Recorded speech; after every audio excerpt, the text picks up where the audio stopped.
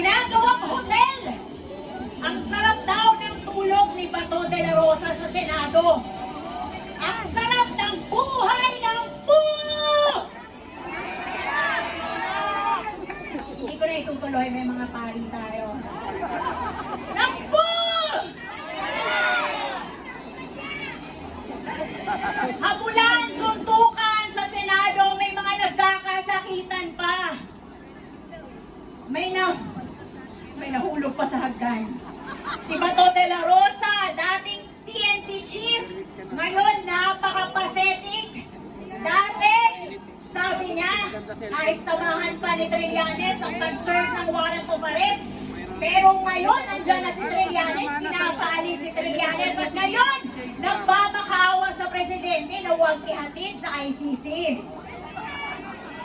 Nagkakasakitan, may constitutional crisis, rally sa labas ng Senado, yung iba nanggugulo, yung ibang mga rallyista dyan nanggugulo, nananakit ng kapwa nila, manang-mana sa pinagmanahan.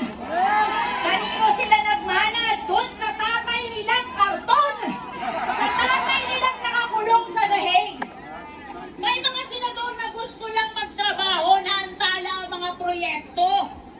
Lahat ng iba for the sake of whom? Sara Duterte, Bato de la Rosa. At kasakiman ng mga taong gustong protektahan ang sarili by protecting Sara Duterte. Mga senador na involved sa flood control scam. At may mga pending cases ng katiwalian. Mga senador na walang ibang inaatupag kundi ang kanilang sariling interes at kanilang pagkagahaman. We are so tired of watching their dirty tricks. Pagod na pagod na pagod na ang kaubayan! Sara, litisin! Litisin! Litisin! Bato, arestuhin! Arestuhin! Arestuhin! Panindigan nyo, Senado, ang inyong konstitusyonal na tungkulin sa taong bayan. Ginawa na ng House of Representatives ang kanilang tungkulin. Ngayon, Senado naman, panindigan nyo ang taong bayan. Again, panawagan natin, Sara, litisin! Litisin! Litisin! Bato, arestuhin! Arestuhin! Arestuhin! Kanino naman para sa ating pambansang pagmamahal, ating pagmamahal sa bansang Pilipinas. Mabuhay ang Pilipinas! Mabuhay ang Pilipinas! Sa ating mga pulis, mabuhay ang Pilipinas! Mabuhay ang Pilipinas! Maraming salamat! Ate Lovely Granada. Impeachment trial dito sa Senado, sila po ay magiging mataas na korte rin. Pero ang matataas na korte, magdududa ka kung mataas talaga. Bakit? Ano ibig sabihin na mataas sa korte? Yung mga tao doon sa korte, walang kapintasan masyado. Yung 12 namumuno ngayon sa Senate majority, wala ba silang kapintasan? Wala o meron? Kaunti o marami? Malaki o maliit? Ano ang kapintasan ni Peter Cayetano? Meron akong bagong pangalan para sa kanya. Cayetano o Kawatano? Cayetano o Kawatano? Si Loren Legarda, may kapintasan o wala? Ano tawag sa kanya? Parang bukid, lilipat, lilipat. Parang bukid, lilipat, lilipat. Sino ba? Sino ba? Walang sino pa? Ang mga bilyar. Meron ba sila kapintasan o wala? Sila ba'y hindi tumitingin sa lupa dahil ang lupa ang tingin nila ay para sa magsasaka? O tinitingnan nila ang lupa dahil ang magsasaka ay gusto nilang mawala? Wala nang lupang sasakahin Lahat may camellia homes na. Bilyar. May Bilyar City. Anong klaseng city yan? Noong araw may Babylonia. Parang bagong Babylonia. Yung Bilyar City na yan. Mahiya kayo! Lahat ng nakaw nyo ilalagay nyo sa isang Bilyar City. Ako po ay nag-iikot sa buong Pilipinas at isa lang reklamo ng mga magsasaka. Huwag nyo pong papapasukin sa aming bayan ang mga bilyar kasi mawawala ang aming mga sakahan. Sino pa? Sino pa? Si Jinggoy. Si Jinggoy. Si Jinggoy, iniwanan, sabi niya, iniwanan siya ng the good one. The good one umalis, iniwanan ng the bad one. Pero, JB, kung good ka, sana sumama ka na doon sa pro-impeachment. Kasi kung ikaw ay umiwas, wala kang kulay ngayon, hindi ka pro-impeachment, hindi ka anti-impeachment, ano ka? Marami ka masasabi, ang taong walang posisyon, walang paninindigan, ay duwag! Aya, sino pa? Sino pa? Sino? Ah, nako! Yung mga mahihilig buklatin ng Biblia, dalawa sila dyan. Si Pastor Peter Cayetano at si Pastor Joel Villanueva, pag binuksan nila ang Biblia, labas sa bibig nila, ang Panginoong Diyos sinabi sa akin, ang Panginoong Diyos ay ganito ang nais pagawa sa akin. Pero sa totoo lang, ano sabi ni Kristo tungkol sa salita ng Diyos? Maski na demonyo, maaring gamitin ang salita ng Diyos. Even the devil quotes the scriptures. Joel! Alan Peter!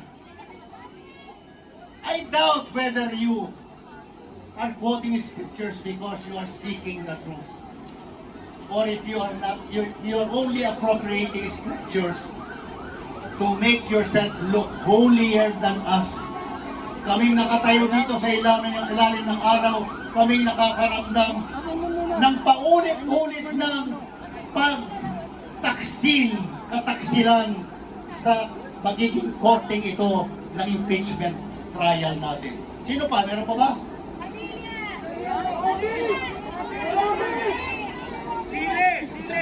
Huwag kayong magulo. Inaayos ko ang bigote ko. At huwag niyo akong sisigawan, ha? Katulad ni Kiko Pangilinan, ha? Huwag niyo akong sisigawan. Ano ba kayo, Robin Padilla? Hindi ba action star ka? Sa sigaw lang, ikaw ay napiko na. Ayun pala mga action star. Pakitang tao lang sa totoo. Duwag! Robin Padilla, ano sabi mo? Aayaw na ako, aalis na ako sa Pilipinas, walang mangyayari dito. Oo, umalis ka, pumunta ka sa Hague. Tulungan mo na ang iyong nalulungkot na Tatay Digong. Miss na miss ka na niya. Sa panguli mga kapatid, ang tawag ko sa magiging majority ngayon. Ito yung majority na hindi pinili ng taong bayan, kundi pinili ng nagtatago sa katarungan, nagtatago sa pananagutan, nagtatago sa katarungan. Kayo pinili po upang barahin na naman for the second time ang impeachment trial na to. Papayag ba kayo na kanilang hadlangan na naman ang impeachment trial ngayon o hindi? Ako hindi na rin para hindi na ako mag-speech dito dahil malapit na naman ako maubusan ng boses. Kaya isa lang panawagan ko, and with this I end. Si Kristo ay sinakdan, hinatulan ng isang impeachment court na ang tawag doon ay kauna-anahang kangaroo court. Bakit? Dahil alam ni Pilato na walang sala si Kristo. Pero dahil nagatungan ng mga opisyal ng tao, Nandito kami kung hindi nyo gagawin ninyong trabaho. Naniniwala ba kayo kay Alan Peter Cayetano? Hindi! Ang sabi nitong ambassador of Jesus Christ daw siya, gagawin niya raw yung trabaho niya. Pinagkakatiwalaan nyo ba? Hindi! Kalokohan. Hindi raw related sa impeachment, pero sa araw na tinatransmit ng House of Representatives ang articles of impeachment, pinagbobotohan, nagpapalit sila ng liderato. May pumasok pang payaso! Yung payaso, nagkandarapan, laki pa ng katawan. Anong sabi? Kawawa naman yung hinliliit ko. Kawawa naman nasugatan ako. This is the Senate. Kawawa naman yung hinliliit ko, no? Naawa ba kayo sa kanya? Hindi! Paano naman kaya yung libo-libong pinatay niya nung ini-implement niya yung violent war on drugs? Tapos, nung pinag-uusapan, paano maiibsan ang kahirapan, nung pinag-uusapan, paano sisiguraduhin hindi tumaas ang petrolyo, absent ng 6 na buwan. Pero nung politikahan na, present. At sino yung mga bumaliktad ng mga senador na ito? Ha? Sino yung mga senador na bumaliktad? Isa-isayin natin. Yung magkapatid na Villar. Yung isang Villar, DPWH Secretary, nung malawakan na nagawan sa flood control. Yung isa pang Villar, syempre, nasa pamilya ng lintik na prime water na walang kwenta, pinahihirapan ang bawat Pilipino. O, sino pa bumaliktad? Loren naman! Nung EDSA 2, nung namulat ako, paiyak-iyak ka pa kasi hindi binuksan yung envelope. Pero ngayon, ikaw pala magiging enabler ng takip-takip ng mga Duterte. Sinampal na niya dati yung sheriff. Papayag ba kayo hindi pa siya mapalagot ngayon? Papayag ba kayo hindi pa sila mapalagot ngayon? Sa ngalan ng lahat ng mga pinagpapapatay ng pamilya Duterte, sa ngalan ng lahat ng nilakawan ng mga Duterte, sinabi mo wala kang cash on hand, tapos bilyon ang umiikot sa bank account mo. Naniniwala ba kayo wala siyang cash on hand? Naniniwala ba kayo hindi magnanakaw si Sara Duterte? Bakit pinababalik sa'yo yung 400 million ng personal ng Commission on Audit ang nagsinasabi ng mga Duterte supporters, cleared ka daw ng COA. Paano nangyari yun? Ang magnanakaw, walang lugar sa Pilipinas. Deserve ng mga Pilipino ang mabuting gobyerno. Hindi kami titigil.